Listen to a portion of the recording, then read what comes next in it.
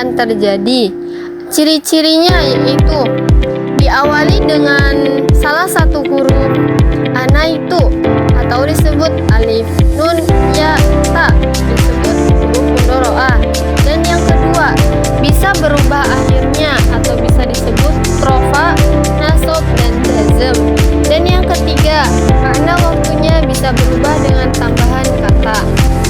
Dilanjut contohnya, yang pertama yaitu yaktubu, yang artinya yaitu sedang menulis atau akan menulis. Yang kedua, yaqra'u, sedang membaca atau akan membaca. Yang ketiga, yadhabu, artinya yaitu sedang pergi atau akan pergi. Yang keempat, najlisu, kami sedang duduk. Dan yang terakhir, taftahu, kamu sedang membuka.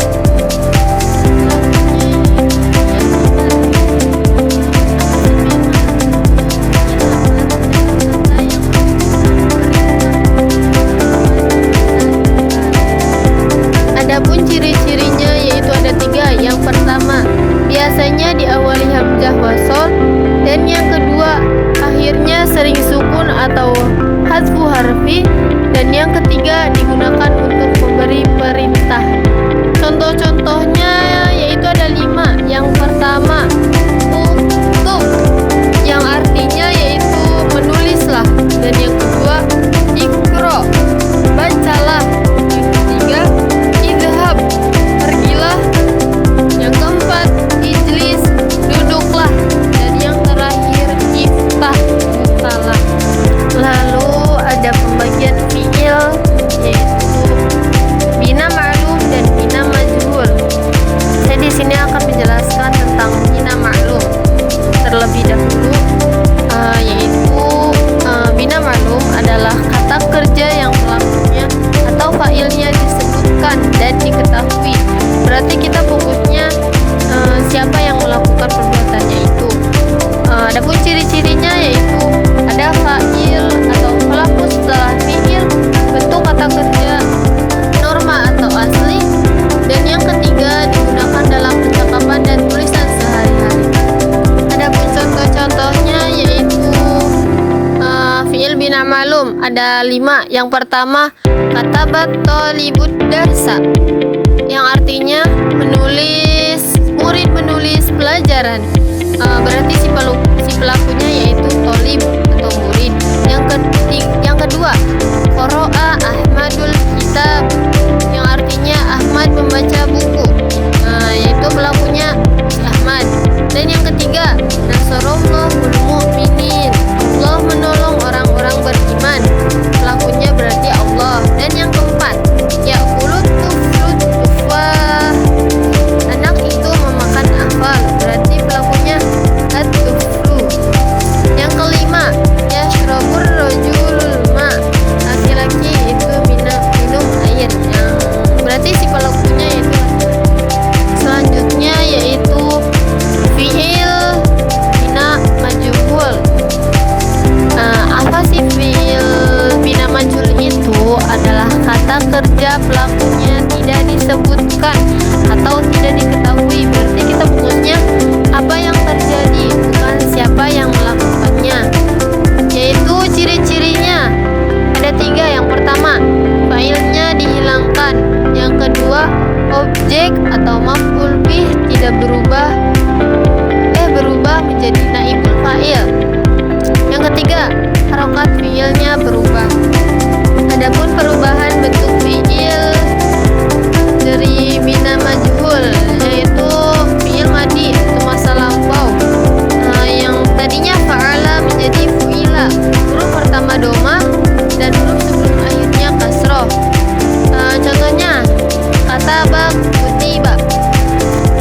Yang selanjutnya yaitu fiil mudhari atau sedang atau akan terjadi. Contohnya yaitu yaf'alu menjadi yuf'alu, huruf awal domah dan huruf sebelum akhir fathah. Contohnya lagi yaitu yaktubu dan yuktabu. Contoh fiil bina majhul yaitu ada 5.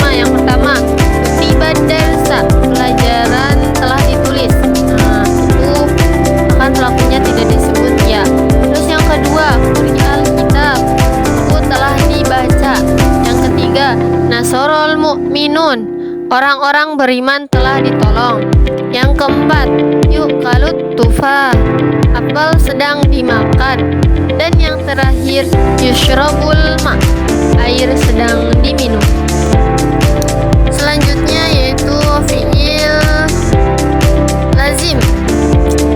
Pasti fi'il lazim itu fi'il lazim, fi'il yang tidak membutuhkan objek atau maf'ul bih. Contohnya, jalasat tuflu, anak itu duduk. Yang kedua, namar rajulu, laki-laki itu tidur. Dan yang ketiga, dhahaba Ahmad, Ahmad pergi.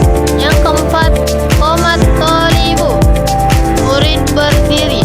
Yang terakhir, wasolal musafir, musafir telah sampai. Yang kedua yaitu fi'il muta'addi.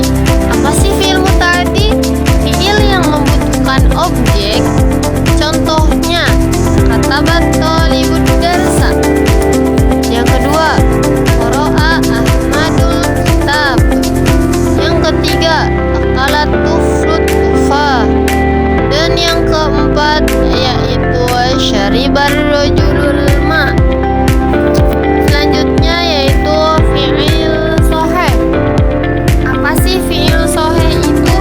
Fi'il yang tidak mengandung huruf ilat, atau huruf ilatnya itu ada alif, ada wawu, ada ya.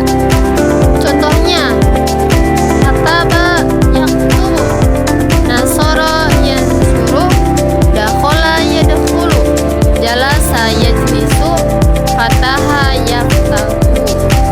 Selanjutnya yaitu ada fi'il mu'tal.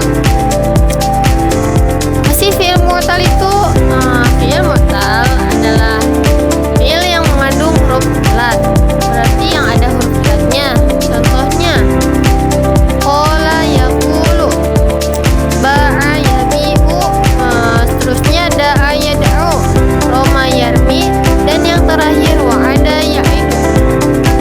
Yang selanjutnya yaitu fi'il mazid. Apa sih fi'il mazid itu?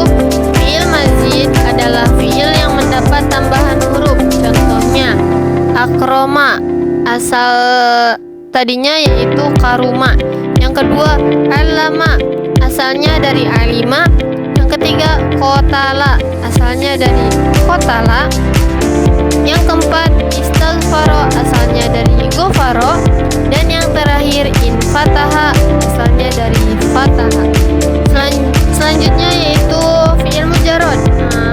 Si fi'il mujarrad itu fi'il yang huruf aslinya belum ditambah, seperti kataba, nasoro, doroba, fataha, dan jalasa.